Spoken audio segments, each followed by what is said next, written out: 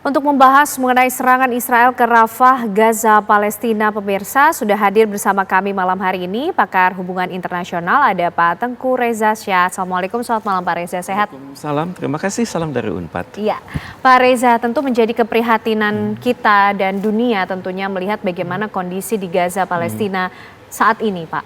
Tapi kenapa kemudian kalau kita melihat nampaknya Israel semakin membabi buta ketika melakukan serangannya sampai ke Rafah pada saat ini?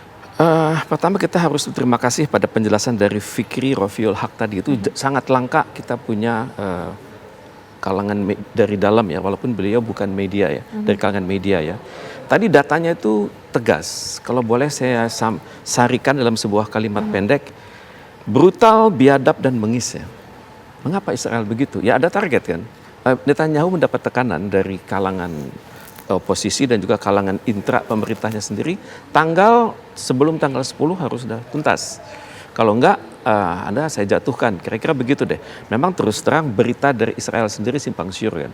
Misalnya tadi rekan Fikri mengatakan jumlah korban kan. Kalau saya bandingkan dengan jumlah korban dari media Israel sendiri, Haaretz namanya ya.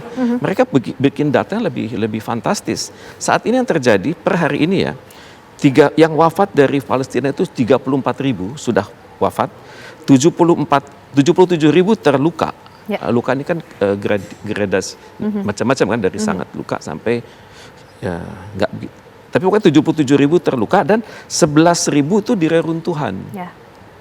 Jadi kalau kita pakai angka yang wafat dan dikombinasikan dengan yang terluka itu sudah sampai 122.000. Ini kan ibaratnya genosida loh ini. Ya. Dan mereka nggak ngaku genosida, tapi yang mereka lakukan adalah seperti itu. Dan kalau saya perhatikan berita dari Al Jazeera per hari ini, yang terjadi itu pengeboman, pembakaran tenda pengungsi dan pembakaran warga sipil hidup-hidup. Kemudian kalau Al Jazeera selanjutnya mengatakan bahwa 1,4 juta penduduk Palestina di Gaza itu trauma sekarang. Karena sudah semakin terpojok mereka kan. Selama ini diberikan kesan kami beri jalur yang aman, Philadelphia namanya. Tapi ternyata justru di situlah mereka dibantai kan. Dan kita lihat ini secara sistematis sudah Holocaust abad 21 di mana 1,4 juta ini traumatis. Kemudian per kemarin ya hari Minggu itu sudah 45 tewas dan 200 luka-luka. Ya. Jadi terutama sekali wanita dan anak-anak ya. Artinya adalah mereka menghindari pertumbuhan manusia dalam ke depan ya.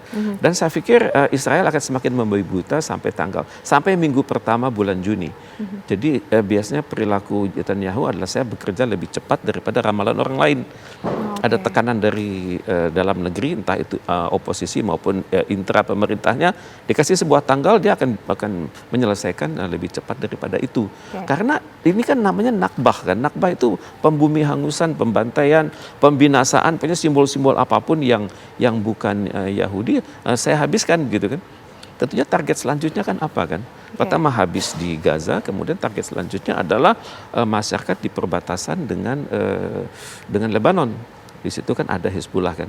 Nah, habis itu apa lagi? Habis itu lagi adalah menekan negara-negara yang pro Palestina. Nah, itu yang akan dilakukan. Jadi saya perhatikan ini keadaan semakin gawat loh ini. Di mana sudah terjadi bentrok antara tentara Mesir kan dengan pasukan Israel yang menerobos ke perbatasan kan. Kita kan nggak tahu bagaimana sentimen pemimpin Mesir kan. Dan juga kita nggak tahu bagaimana tekanan dari kalangan masyarakat sipil di dalam negeri Mesir terhadap pemerintah mereka kan. Dalam kondisi seperti ini kan sangat mungkin terjadi kekacauan di lapangan. Karena seringkali pemimpin di pusat mungkin tahu apa yang terjadi, tapi mereka tidak memahami sensitivitas yang ada di lapangan. Ya mungkin ada teman-teman yang ingin, kemarin saya kena satu, kenapa saya tidak targetkan sana satu lagi begitu kan. Tapi jadi begini Pak Reza, kalau tadi disebutkan tanggal 10 ini nampaknya menjadi suatu waktu yang penting juga sebagai kita lihat bagaimana sikap Israel. Artinya kita akan melihat tanggal 10 ini selesai, perang ini terjadi, atau seperti apa dunia juga harus berperan sampai pada tanggal 10 ini, karena kita juga tidak mungkin tinggal diam sampai menunggu tanggal 10 itu terjadi. Tapi ditahan dulu Pak Reza, karena sesaat lagi pemirsa kami masih akan kembali hadir untuk Anda. Ya, kembali kita akan berbincang bersama dengan Pak Reza. Pak Reza, kalau tadi disebut-sebut tanggal 10 ini nampaknya juga menjadi momen yang penting untuk ditandai. Artinya apakah kita akan melihat benar-benar selesai peperangan ini terjadi di tanggal 10? Tapi selain itu juga Pak, tidak mungkin kita hanya menunggu sampai tanggal 10 itu terjadi bila memang selesai. Bagaimana kemudian dunia harus mengambil peran? Siapa yang memiliki kekuatan untuk bisa menekan Israel? Prinsip Netanyahu itu adalah nakbah ya, selesai gitu kan. Cuman kapan selesainya itu kan Netanyahu masih ngitung-ngitung kan. Kalau saya perhatikan dari berita-berita di media massa Israel ya sebelum tanggal 10, jadi akan habis itu Gaza. Tapi selanjutnya adalah ini perang belum selesai. Yang terjadi adalah namanya battle kan, pertempuran kan. Ada front terbuka selanjutnya kan, oke lah Gaza dikuasai habis kan. Kemudian yang kedua adalah perbatasan Israel dengan Lebanon kan. Ini kan sudah ada konflik baru kan, di mana Hezbollah mampu meluncurkan rudal-rudal dengan presisi tinggi. Nah, selanjutnya adalah bagaimana nanti dengan urusan Israel dengan Mesir. Karena udah numpuk ini 1,4 juta orang, kalau mereka bisa menjebol perbatasan dengan Mesir, maka masuk ke Mesir kan. Otomatis akan terjadi konflik baru. Jadi dunia itu sudah habis energi. Resolusi sudah tidak terhitung jumlahnya, entah resolusi di Majelis Umum maupun resolusi di Dewan Keamanan nggak selesai-selesai kan. Ya karena ternyata Amerika Serikat adalah satu-satunya negara di Majelis Umum PBB, di Dewan Keamanan PBB, selain Inggris, Perancis, kemudian Rusia dan Cina, yang selalu membuat veto begitu. Jadi selalu menolak prakarsa-prakarsa terbaik dari dunia untuk mencapainya suatu keadilan dan kedamaian di wilayah Palestina tersebut kan. Jadi selalu ditentang. Jadi kita perhatikan memang mood opini dunia itu sudah berubah sekarang pelan-pelan ya. Kemarin terakhir angka yang menghendaki kemerdekaan Palestina adalah 143 kan. Sekarang tambah dengan 3 negara baru kan. Itu artinya apa begitu? Artinya adalah sudah mulai terjadi pergeseran dari abstain menuju pro kan. Dan otomatis kalau Spanyol misalnya sudah pro, itu artinya wilayah-wilayah Hispanik, wilayah-wilayah yang berbahasa Perancis di seluruh dunia, itu secara emosional juga akan ikut kan. Dan jumlahnya banyak ini, masyarakat Hispanik maupun berbahasa Spanyol kan. Kemudian dunia akan berpikir apa sih harus dilakukan sekarang. Opini dunia sudah menghendaki perdamaian, opini dunia menghendaki two-state solution seperti batas tahun 1967 lalu. Tapi apa begitu? Yang terjadi sekarang adalah mulai pelan-pelan terjadi revolusi dalam pemikiran umat manusia. Bahwa yang terjadi adalah betul Anda Israel, Anda mengalami Holocaust saat Perang Dunia dulu, dan sekarang Anda mempraktekkan Holocaust yang sama kepada masyarakat di Palestina.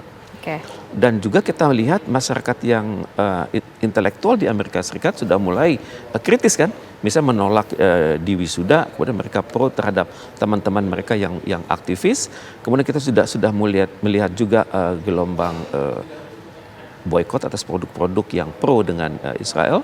Ya cuman akhirnya kembali kepada Dewan Keamanan PBB tersebut. Jadi saya sudah mikir-mikir gimana caranya nih ya. Karena Dewan Keamanan PBB itu mereka memiliki veto kan. Jadi caranya saya pikir ada dua. Pertama direstrukturisasi Dewan Keamanan tersebut sehingga memungkinkan negara-negara yang lain memiliki veto juga pelan-pelan. Itu ada transisi. Kita nggak mungkin lima bertahan. PBB kan dari tahun 45 kan, udah hampir 80 tahun kan. Selanjutnya bagaimana ya masukkan negara-negara baru yang punya aspirasi damai. Kriterianya apa? Kriterianya luas wilayah. Karena bagaimanapun juga ada wilayah-wilayah yang luas tapi tidak terwakili di PBB kan. Indonesia, India misalnya. Baik. Berarti kesimpulannya adalah yang bisa dilakukan restrukturisasi perlu untuk menjadi pilihan. Ya, Pak Reza, dengan sambil kita tidak boleh terus menunggu. Harus bergerak dunia mengambil peran dalam itu. Terima kasih Pak Tengku Reza Shah, pakar hubungan internasional, malam hari ini sudah bergabung bersama kami di Breaking News TV One. Sehat selalu Pak. Dan informasi tersebut pemirsa sekaligus mengakhiri kebersamaan kita di Breaking News TV One malam hari ini. Sesaat lagi program kabar hari ini akan hadir untuk Anda. Terima kasih, selamat malam, sampai jumpa.